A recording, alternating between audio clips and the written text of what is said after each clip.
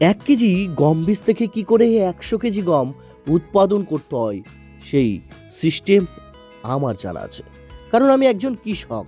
হ্যাঁ, আর একজন কৃষকই জানে কিভাবে ফলন বৃদ্ধি করতে হয়। হ্যাঁ, মধ্যে মাঝে আমি নিজেকে প্রশ্ন করি যে কৃষকরা কেন এর পরেও দরিদ্র থাকে।